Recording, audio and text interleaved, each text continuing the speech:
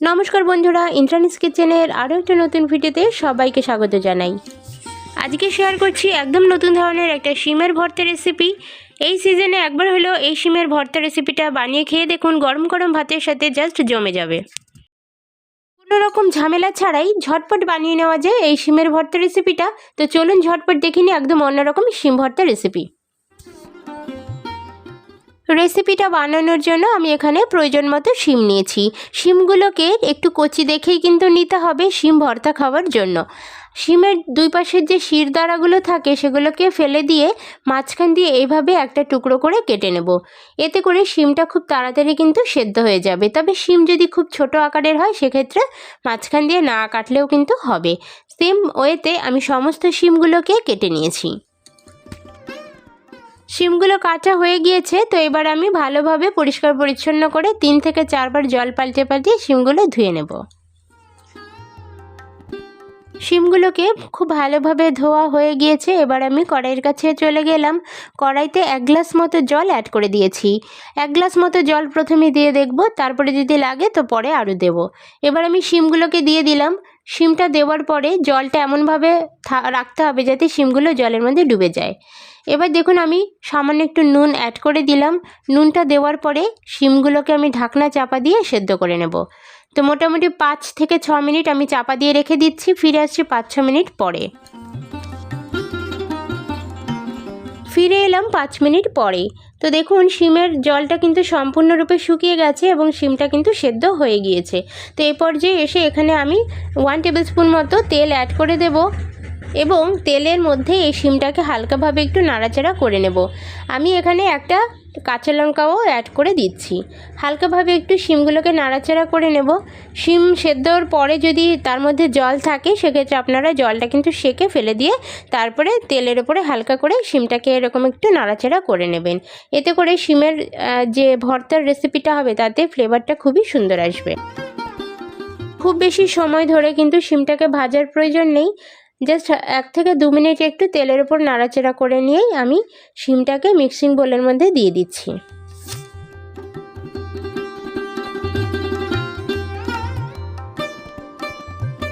সম্পূর্ণ শিমটাকে অ্যাড করে দিয়েছি। এবার আমি একটা পেস্ট বানিয়ে নেব। যদি কেউ মিক্সিং বোল ব্যবহার না করতে চান তারা কিন্তু শিলনোড়াতে বেটেও নিতে পারেন, সেক্ষেত্রেও কিন্তু খুবই সুন্দরভাবে রেসিপিটা তৈরি হয়, কোনো রকম অসুবিধা হয় না। তো আমি একটা পেস্ট বানিয়ে নিয়েছি। এবার আমি চলে যাচ্ছি নেক্সট স্টেপে। এবার আমরা কড়াইয়ের কাছে চলে যাব। তার আগে আমি একটা টমেটো নিয়েছি আর টমেটোটাকে একটু গোল গোল এবং মোটা মোটা করে কেটে রেডি করে নিতে হবে। ওভেনে আমি একটা কড়াই বসিয়ে দিয়েছি আর কড়াইটা যখন খুব ভালো করে গরম হয়ে গিয়েছে সেখানে আমি 1 টেবিল স্পুন মতো সর্ষের তেল অ্যাড করে দিয়েছি। আজকে যেহেতু ভর্তার রেসিপি, সবসময় কিন্তু ভর্তাটা সর্ষের তেলেই বানানো উচিত। যে কোনো ধরনের ভর্তা সেক্ষেত্রে কিন্তু ভর্তার রেসিপির টেস্টটা বেশি ভালো আসে। তো সেই কারণে সর্ষের তেলে সম্পূর্ণ রেসিপিটা আমি বানাবো। এবার সর্ষের তেলের মধ্যে আমি 3টে শুকনো লঙ্কা একদম মুচমুচে করে ভেজে নেব। একদম ভেজে নিয়ে এই শুকনো লঙ্কাটাকে আমরা তুলে নেব। আর এই শুকনো লঙ্কাটা কিন্তু আমাদের পরে লাগবে। শুকনো লঙ্কাগুলো ভেজে তুলে রেখে দিয়েছি। এবার দেখুন ওই তেলের মধ্যেই আমি কেটে রাখা টমেটোটাকে অ্যাড করে দেব। আর টমেটোর মধ্যে খুবই সামান্য একটু নুন আর হলুদ দিয়ে টমেটোটাকে একটু গোটা গোটা অবস্থাতেই ভেজে নেব।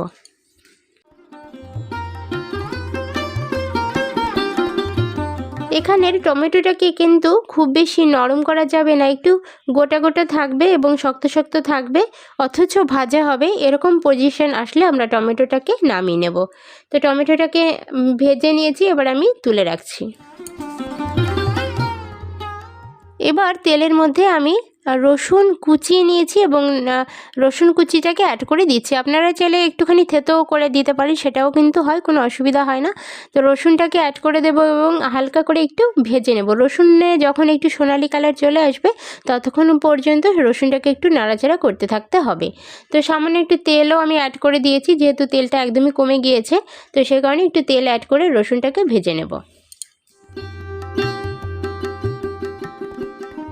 রসুনটা বেশ একটু গোল্ডেন কালার মতো হয়ে গিয়েছে।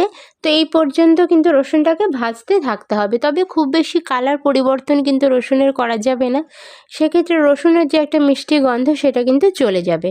তো সেখানে হালকা একটু ব্রাউন ব্রাউন কালার চলে আসলেই রসুনের মধ্যে আমি অ্যাড করে দিচ্ছি কুচানো পেঁয়াজ।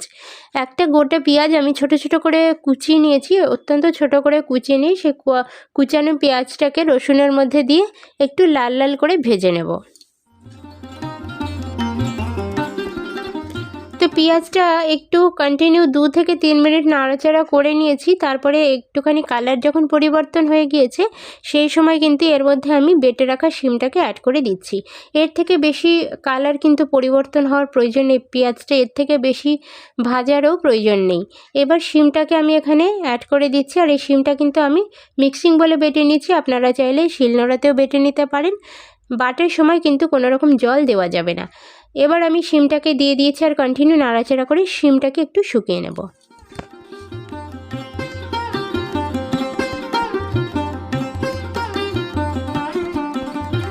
তো শিমটা যখন একটু শুকনো শুকনো হয়ে যাবে 3 থেকে 4 মিনিট হাই ফ্লেমে নাড়াচাড়া করে নিলেই শিমটা একটু শুকিয়ে যাবে।